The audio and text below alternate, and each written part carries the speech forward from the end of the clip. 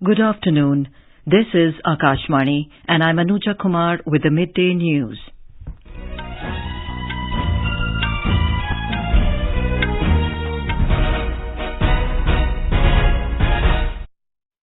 The headlines. Monsoon Session of Parliament begins tomorrow. Government convenes an all-party meeting today to ensure smooth functioning of the House. 2 terrorists killed as security forces foil infiltration bid along LOC in North Kashmir's Kupwara district. Terror module busted in Bengaluru, 5 radicalised youth arrested. Asian Development Bank retains India's growth forecast at 6.4% for current financial year. India supports UN efforts to continue key Black Sea grain deal terminated by Russia. And in women's cricket, India set a target of 229 runs for Bangladesh in second ODI in Dhaka.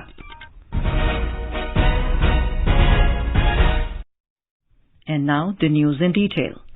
Ahead of the Monsoon Session of Parliament beginning tomorrow, the government has convened an all-party meeting this afternoon to ensure smooth functioning of both Lok Sabha and Rajya Sabha.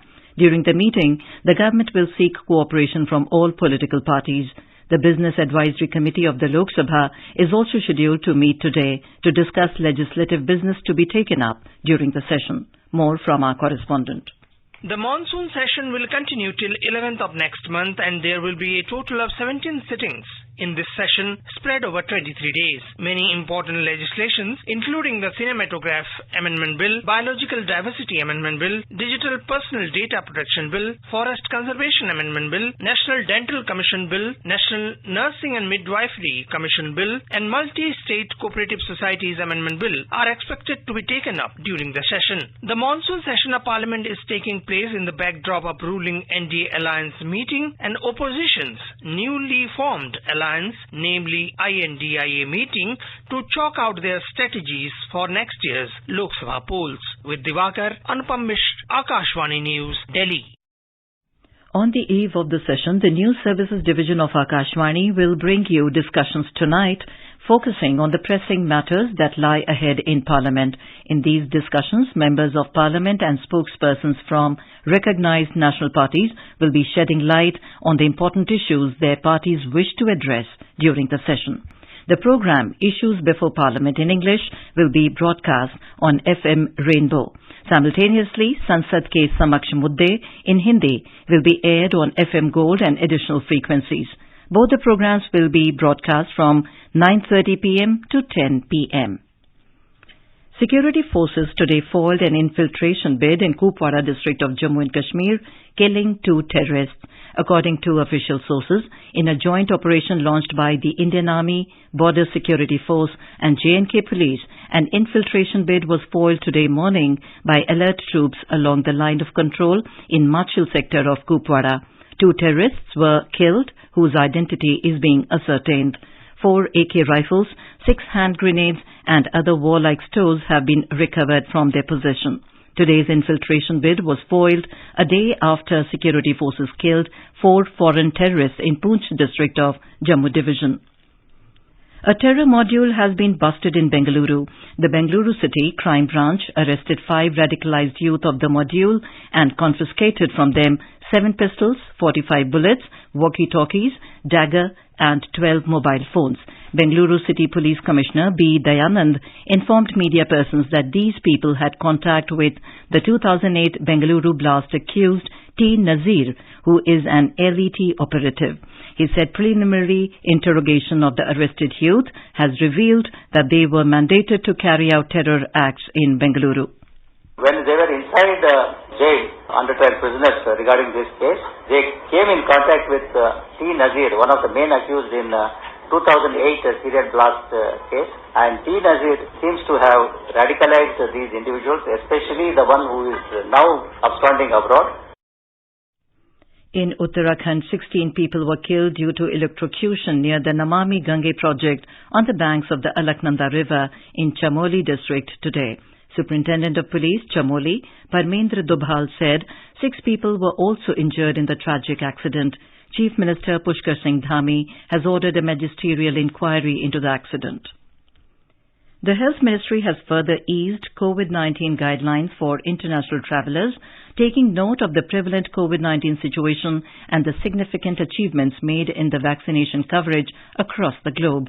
Under the new guidelines, the earlier requirement for RT-PCR-based testing of a random 2% subset of international travellers to India now stands dropped. However, the early advice for precautionary measures to be followed in the context of COVID-19 by airlines as well as international travellers will continue to apply. The new guidelines will come into force from tomorrow. The Asian Development Bank, or ADB, today retained India's economic growth forecast at 6.4% for the current financial year and 6.7% for the next financial year. The Indian economy grew 7.2% in the 2022-23 fiscal, ended March this year. The ADB said robust domestic demand will continue to support the region's recovery. In an update to its Asian Development Outlook, the ADB said inflation is expected to continue to fall, approaching pre-pandemic levels as fuel and food prices decline. It forecast 3.6% inflation this year for developing economies in Asia and 3.4% in 2024. This is Akashvani giving you the news. For quick news updates around the clock, follow us on our Twitter handle at Air News Alerts. India has voiced support for the UN's efforts in continuing the Black Sea Grain Initiative. The reaction came a day after Russia announced it was terminating implementation of the UN-brokered deal that allowed export of grain and related foodstuffs and fertilizers from Ukrainian ports. Addressing the UN General Assembly's annual debate on the situation in the temporarily occupied territories of Ukraine, India's permanent representative to the UN, Ruchira Kambod, said New Delhi hopes for an early resolution to the present impasse. India has supported the efforts of the UN Secretary General in continuing the Black Sea Grain Initiative and hopes for an early resolution to the present impasse.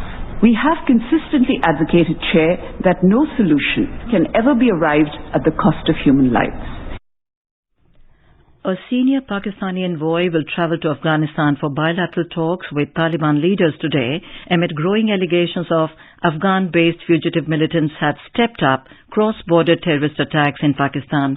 Asif Durrani, Islamabad's newly appointed special representative on Afghanistan, will hold meetings in Kabul focusing on mutual trade and economic and security cooperation.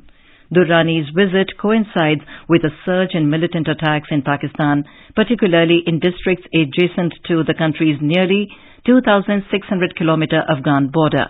The violence has killed more than 400 people this year, mostly security forces, with the Pakistani military losing 12 soldiers in a single day on 12th of July. Indian High Commissioner to Bangladesh, Pranay Verma, called on Prime Minister Sheikh Hasina in Dhaka yesterday. In a tweet, the High Commissioner's office said Mr. Verma held wide-ranging discussion with Prime Minister Hasina on the India-Bangladesh bilateral relationship. He briefed the Prime Minister on several recent positive developments and highlighted the progress in energy cooperation and development projects. The Bangladesh Prime Minister conveyed her warm greetings to Prime Minister Narendra Modi and said that she was looking forward to attending the G20 summit in India.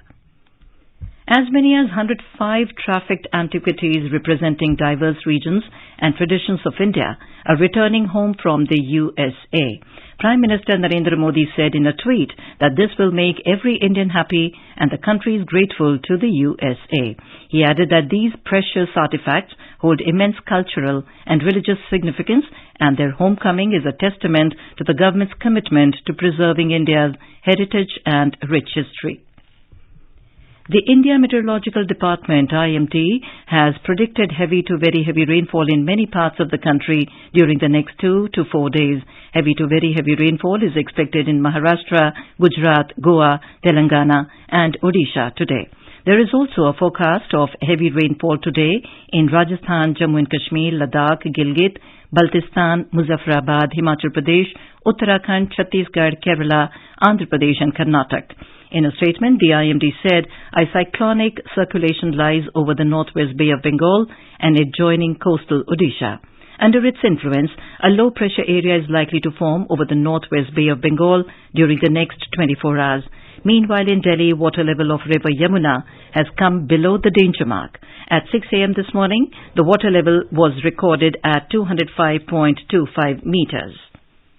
In Jammu and Kashmir, authorities have closed all government and private schools in Doda and Ramban amid heavy rainfall since last night. Chief Education Officer Ramban urged the heads of institutions to help students reach their homes safely. In the meantime, 3 persons were killed after 2 houses collapsed due to heavy rainfall in Bani subdivision of Kupwara district today. 2 other persons trapped under the debris also feared killed. A rescue operation was underway. The Jammu-Srinagar National Highway has been closed for vehicular traffic today. The strategic National Highway was closed in the wee hours due to incessant rainfall since late last night that triggered multiple landslides at several locations at Cafeteria Mode on the outskirts of Ramban town. In Maharashtra, heavy rainfall has been reported in many districts. NDRF has deployed 12 teams in various districts of the state. More than 200 millimeter rainfall has been recorded in last 24 hours at some places in Raigad district. 3 rivers in the district have crossed the danger mark and another river is flowing at an alert level. District administration has declared a holiday for schools. Heavy rainfall has also been recorded at some places in Sindhudurg and Ratnagiri. In Mumbai, the suburban train service between Ambernath and Badlapur section is closed as a safety measure due to heavy rain and waterlogging on tracks. Some long-distance trains running via Mumbai-Pune route are also diverted. In Thane district, a few families and senior citizens of old-age homes have been shifted to safer places. In Pakistan, 11 workers were killed today after a wall collapsed near an under-construction bridge on the outskirts of capital Islamabad. According to police and rescue officials, the wall fell while the workers sat inside their roadside tents at a construction site. The collapse happened amid rain near the neighborhood of Golra. The bodies of the deceased have been recovered. Monsoon rains have been lashing Pakistan since 25th of June, killing at least 112 people in weather-related incidents so far. Heat waves and extreme weather have gripped most parts of the world, including Europe, Asia and the United States, with the World Meteorological Organization or WMO warning of an increased risk of deaths linked to excessively high temperatures. U.S. Special Envoy for Climate Change John Kerry said, "The temperatures afflicting so much of the world all at once were a withering reminder that climate change is a global crisis." The WMO said the heat wave in the Northern Hemisphere was set to intensify. Americans were facing a medley of extreme weather, from blazing heat from Texas to Southern California to smoke-choked air wafting into the Midwest from Canada's wildfires. In the southwestern city of Phoenix in Arizona, daily high exceeded 43 degrees Celsius, breaking its all-time record of 18 days. In women's cricket, Bangladesh were 36 for 2 in 13 overs in the second ODI against India at Sher-e Bangla National Cricket Stadium in Mirpur, Dhaka, when reports last came in. India has set a victory target of 229 runs for the hosts. Earlier, Bangladesh won the toss and chose to field. In the first ODI played on last Sunday, Bangladesh defeated India by 40 runs. The third and final ODI will be played on Saturday at the same venue. Australia have announced their playing 11 for the 4th Test of the Ashes 2023 series beginning today. The match will start at 3:30 p.m. at Old Trafford in Manchester. Interestingly, Pat Cummins-led side is going into the 4th Test without a spinner in the lineup. The Australian skipper informed that the 4th Test will feature the same top 5 players from the previous match. England have announced their lineup with James Anderson making a comeback in the playing 11 in place of pacer Ollie Robinson. And now, before we end the bulletin, the headlines once again. Monsoon Session of Parliament begins tomorrow. Government convenes an all-party meeting today to ensure smooth functioning of the House. 2 terrorists killed as security forces foil infiltration bid along LOC in North Kashmir's Kupwara district. Terror module busted in Bengaluru. 5 radicalized youth arrested. Asian Development Bank retains India's growth forecast at 6.4% for current financial year. India supports UN efforts to continue key Black Sea grain deal terminated by Russia. And in women's cricket, India set a target of 229 runs for Bangladesh in second ODI in Dhaka. And with that, we end the midday news.